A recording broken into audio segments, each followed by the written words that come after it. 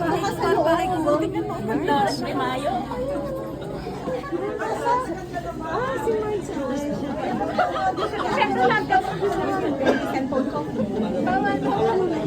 Sabi 12:30 excited match. Dito na. Si March yung bahay ko ba? Yung ikaw nga. Pasok ka doon. Cowboy.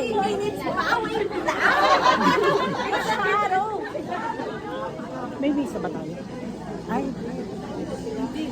Private.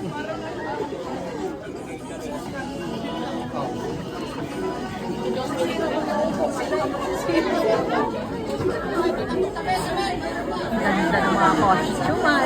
Ma'am, wala akong masabi. Ang gaganda Ng mga costume nila. Ganda. nakakatuwa.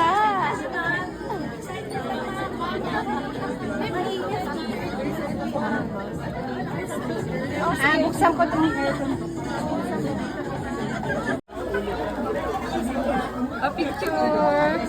Hey, John. Dude. Guwapo ah.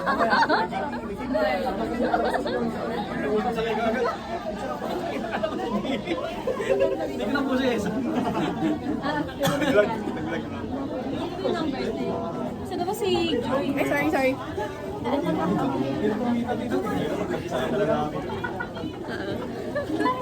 Pass through lang. Memes yung ano.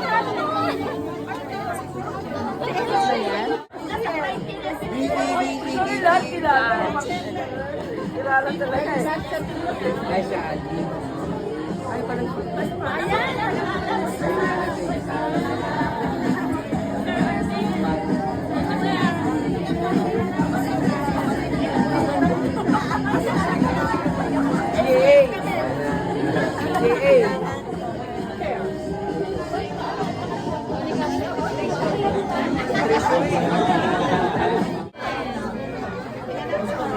Hindi makadaan! Dali na! Pasok!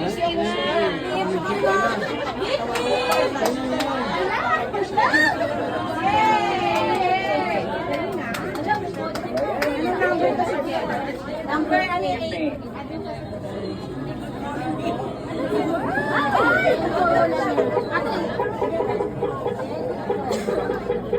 Ba, may tugtog pa. Ano ka ba may gano'n?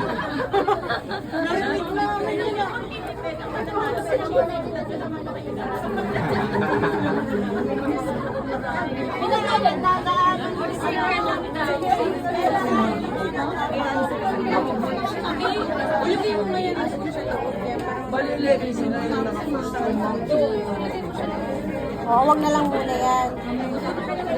Dito ka na. Meron pa dyan?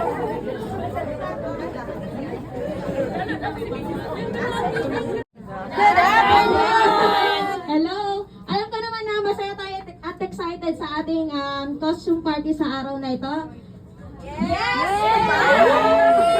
Alam ko naman na hindi lang ang mga participants natin ang napagod, kundi lahat ng ating bawat ka-department dahil sa suporta natin at sa pagtulong sa ating mga participants. Syempre po, di ba po? Yes! And alam ko naman na excited ang bawat isa kasi before pandemic po yung huling costume party natin and very excited na nabalik na po siya ngayon at dito nga po tayo upang silayan ang ating mga costume party. Ang ating mga participant na pinagpaguro ng kanilang mga costume at tayo po na nagpuyat at alam ko naman excited na tayo everyone.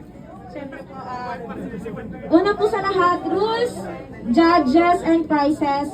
Bago natin pasimulan ng runway, let's quickly go through ang puso ng ating competition and ang theme ng ating Halloween ngayon is Anything and Anyone Pinoy. Positive and proud Pinoy concepts and nakita naman po natin na proudly Pinoy ang ating mga costume ngayon.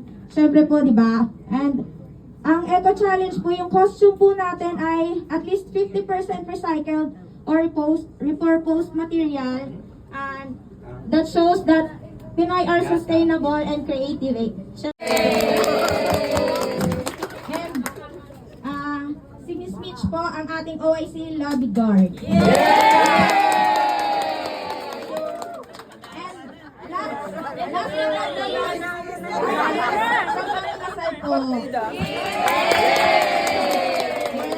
welcome po and thank you for your time.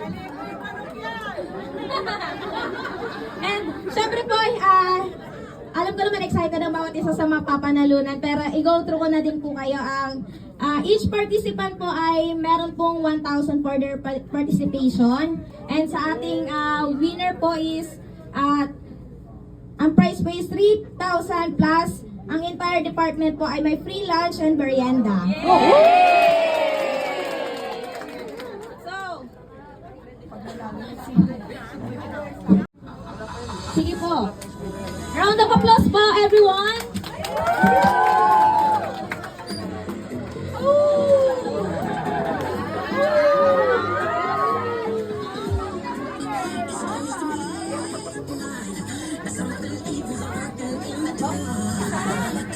So, for information po, ang kanya pong team is Noche Buena. Round of applause, everyone. Thank you, participant number 1 for your costume, and napakaganda naman talaga. And next, from HO Concession, Miss Joy. A round of applause, everyone. And for information po, ang kanyang theme ay Flower Bride. Pwede ka lang.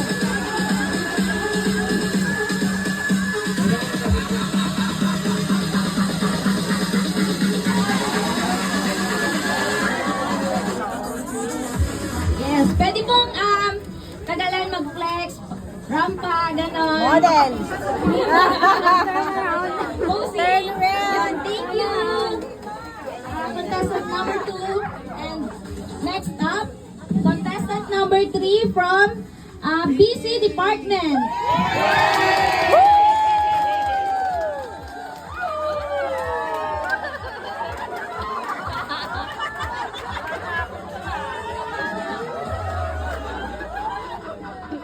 Ang kanya pong team for his costume po ay magsasakang pugot.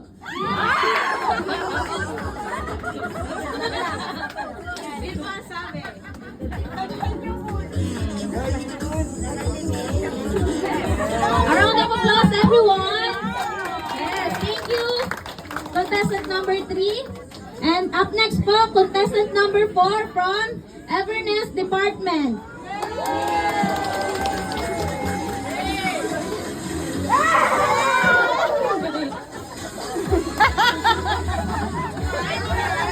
Ang kanya pong concept or theme ay Mambabarang. Effort na.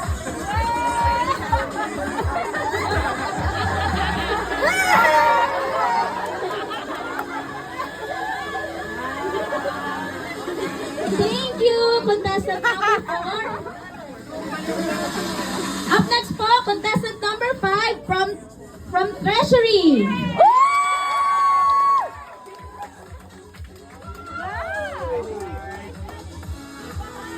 Ang kanya pong concept ay Bahay Kubo.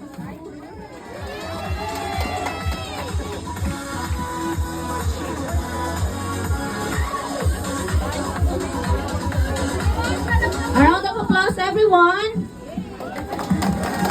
Thank you, contestant number 5. Up next po, contestant number 6 from GS Department.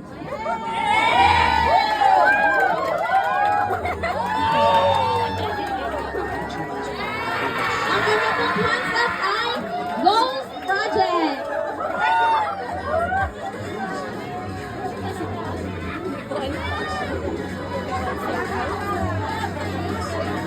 Tumingin na.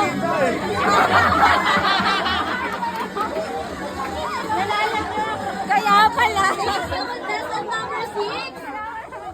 Up next po, contestant number 7 from SM Department. From Engineering and EDP.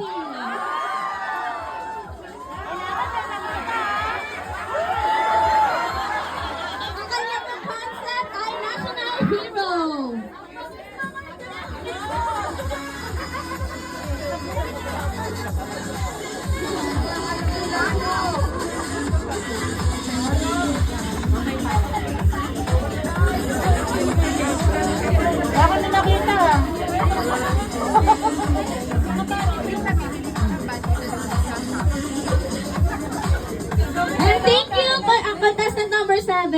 And up next po, contestant number 8 from Development Department.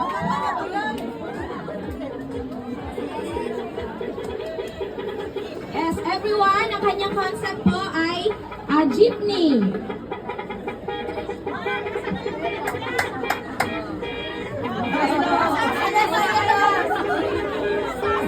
May sasakay po ba?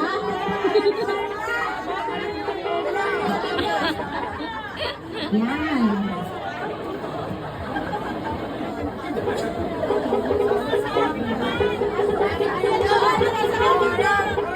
Harap. Okay. Sarap pa. Pwede din hinaan niyo yun.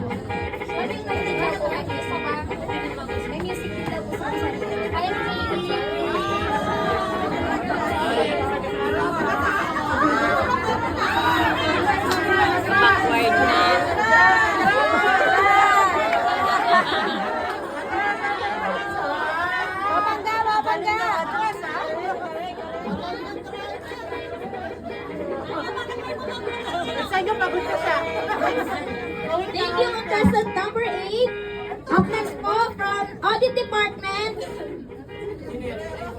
Yes po, from Audit Department po. A round of applause, everyone.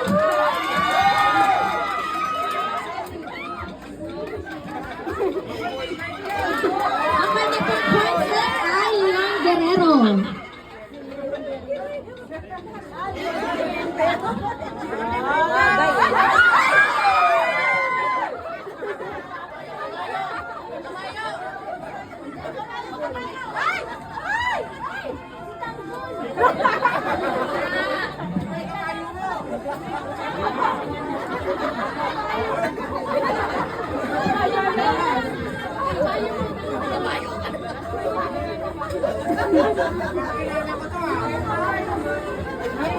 Okay, thank you.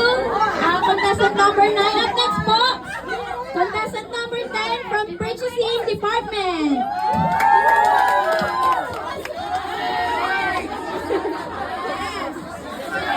Ang kanya pong concept ay flood control. Ghost Project.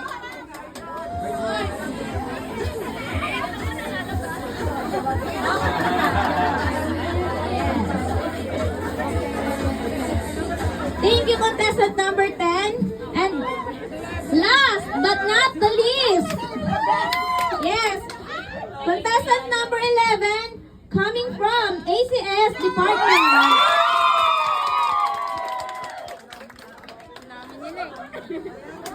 Ang kanya pong concept ay pinagbenga.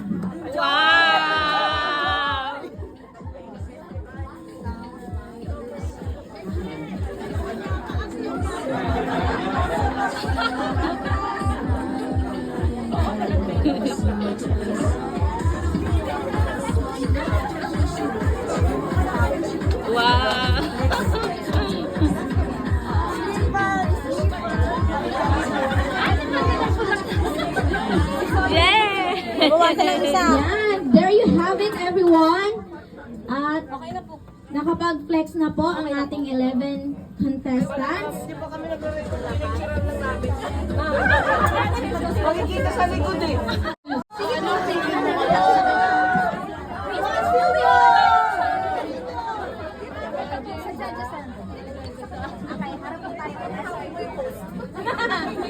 So, sige po, interview. Konting interview lang po. Bakit po yan ang inyong napili? Dahil po, ito po ang aming napili dahil po, sa anything na, sa Noche Buena, dahil mahalaga ang Noche Buena sa bawat patako. Maraming salamat po.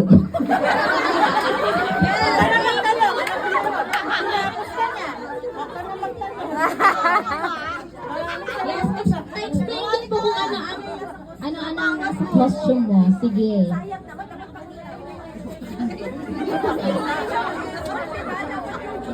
Bali na po kami, po, yung cellophane po dyan is ano po daw yan, hotdog. Hindi siya gumawa. Ito po nasa sa may baso is juice po na may daliri. Hindi makita kasi. Apple. Apple po siya. Hindi na mukhang apple. Tapos, may Shanghai na may mata. Bibingka na mainit pa. Pansit na panis na. Maraming salamat po. Bago po tayo bumalik sa inyong pwesto ay I'll give you your participation. Wow! Ang participant ay merong 1,000. So, kanino po ibibigay?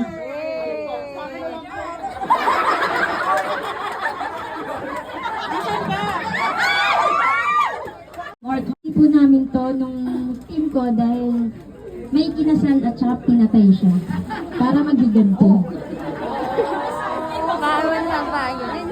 So, may backstory po pala. True to life. Yes. And I'll give you the participation fee po. Thank you. And sige po. Sige po. Thank you. Feeling costume.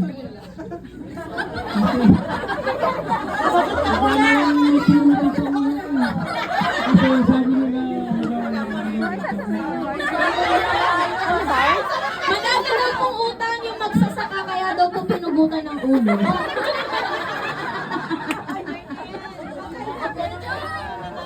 Your participation fee po, saan po ilalagay? Dito na lang po sa basket. Thank you, contestant number 3.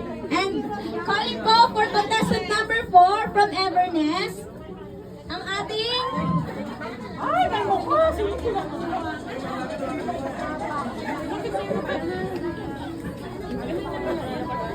Contestant number 5, ang ating mambabarang. Ay, no, contestant number 4. Sorry everyone. Bakit po yan ang yung napiling costume or concept? Ito'y aking pinili dahil sapagkat minsan na akong hindi sinipot sa aking kasal. Kaya ang aking asawa yung aking binaran.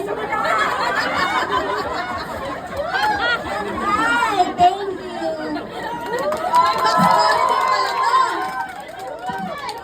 Thank you, contestant number 5. And here's your participation fee. So, thank you po.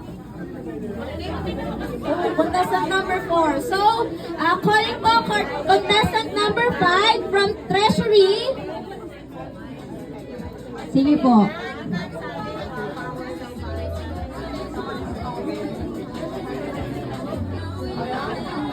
Ang ating pong bahay kubo.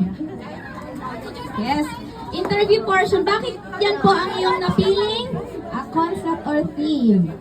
Napili namin ang theme itong bahay kubo kasi sumisimbolo to na bilang isang tahanan. At kami empleyado ng treasury, ang Zenko ang aming pangalawang tahanan. Tama po, Participation po. Thank you. Maganda yun. Maganda ang kanyang sagot. Ang Senko po ang ating pangalawang tahanan. Yes. And coming up next po, contestant number 6 from GS Department. Ghost Project. Yes, interview po. Bakit yan po ang iyong napiling team? Dito daw po sa harap. Sige po, harap pa po. Trending kasi, tsaka tagbagyo. Hello? Trending kasi ngayon, tapos uso ang bagyo. Kaya lagi yung maaalala ang mga ghost project ng ating... Yun na yan. Thank you po. So, yun nga po. Wait lang po. Dito ka po. Hindi ko po namimigay ang iyong participation fee. So, here's your participation fee. Hindi makita. Thank you. Sige po. Makakabalik na po. And up next po, from SM Department, contestant number 7. Sige po.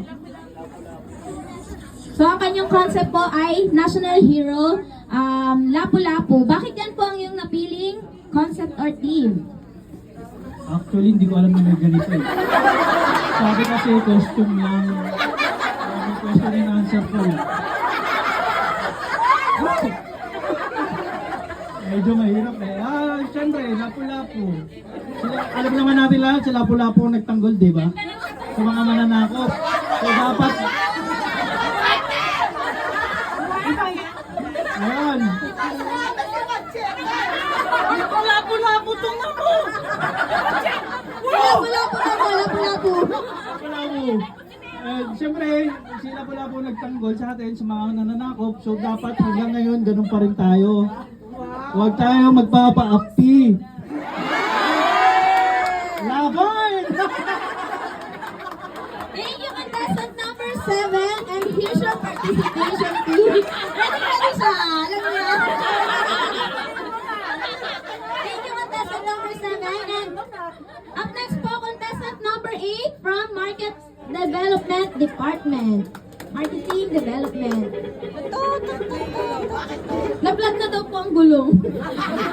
Bakit po yan ang iyong napiling concept or theme? Kasi yung jeepney, di ba, sa buong mundo tayo lang yung Maryland. Meron sa ibang transportation, pero yun na yung mga e-trike.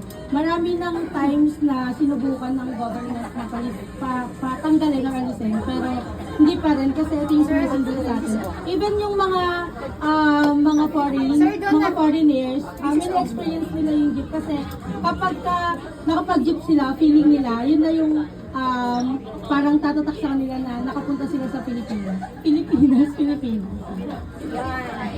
Yon. Maganda din ang kanyang sagot. So, meron talagang concept talaga pinag-isipan. Yes. Ay, participation fee sa kanyang secretary daw. Yon. Sige, thank you po. Makakabalik po sa ating pwesto. Kahirapan. Ikot, maniobra, pasok. Maniobra, sige. Thank you. And up next po, contestant number 9 from Audit Department. Ang kanya pong concept ay Leon Guerrero. Sige po, dito po. Bakit po yan ang iyong napiling theme or concept? Kasi napapansin namin na habang nagtatagal, napapabayaan na o hindi na napapansin yung mga action films sa atin. Kaya ayun, naisip namin na gumanap ng movie na may sikat na character, may sikat na artista para sa mga generation natin ngayon ba. Hindi na natin kilala si Lito Lapid bilang magaling na artista, diba? Kilala na lang natin siya bilang tahimik na senador.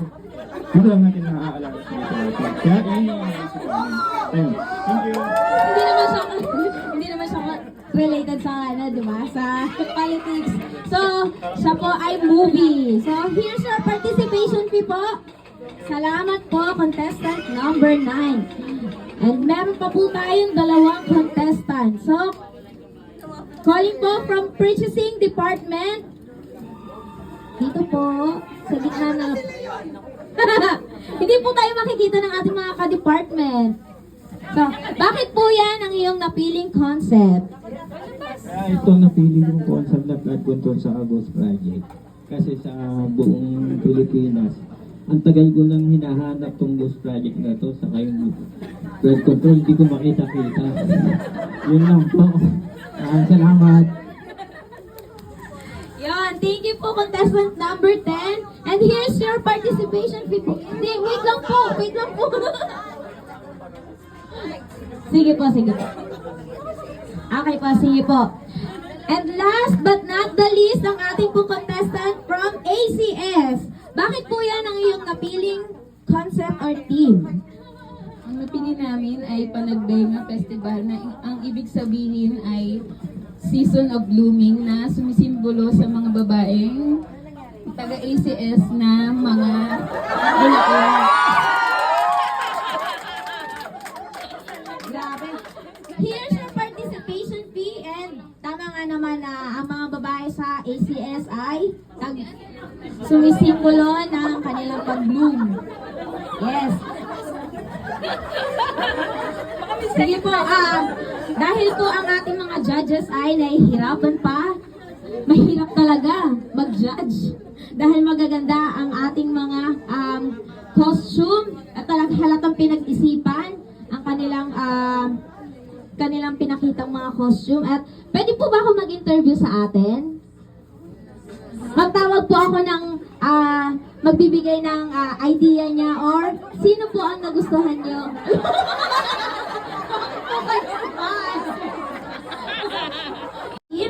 So,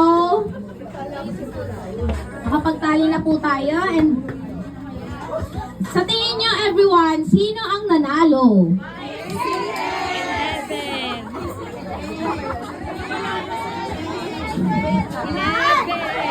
Sige po, ano po? Magpapahula ako. Alam mo naman may premyo. Everyone, dito po, ano pong hula nyo na mananalo?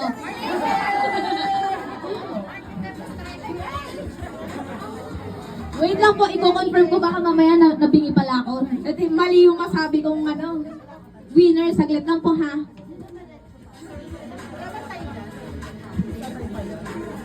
Okay. So, ayun. I-confirm daw po muna nila kasi buti na lang.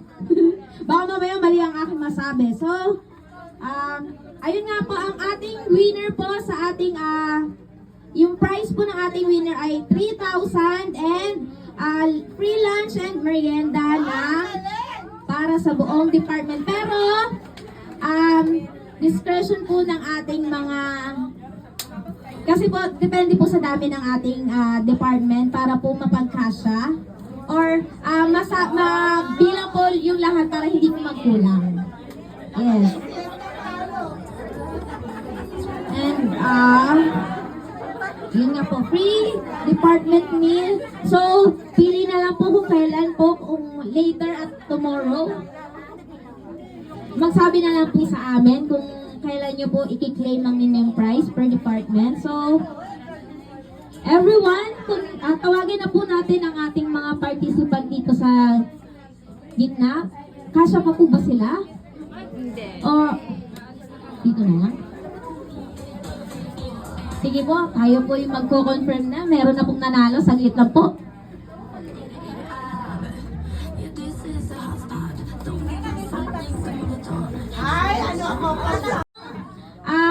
Overall rating na 7.22%. Yes. Kinakabahan ako magsabi ng sinong winner. Ba't ako'y kinakabahan? So,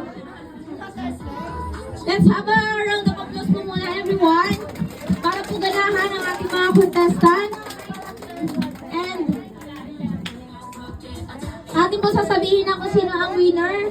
So, ang winner po ay walang drum roll. Wala po ba kayong drum roll? So, nagpipicture pa po sila sa likod. Yes, again, ang winner po ay merong overall rating na 7.22%. So, ang kanila pong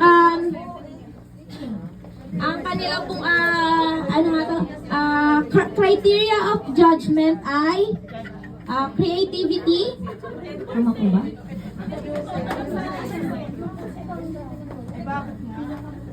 Ay 10% for Pinoy relevance and safety, creativity and execution, and sustainability and recycling. So overall ay 30 points po.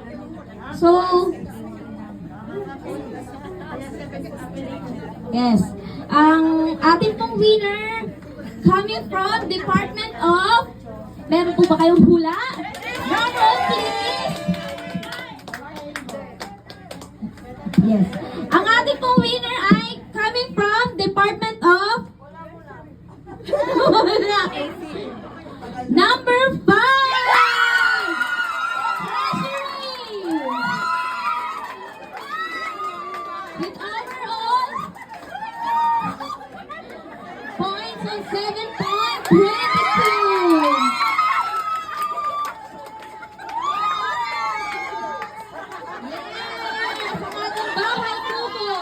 Here's your grand prize!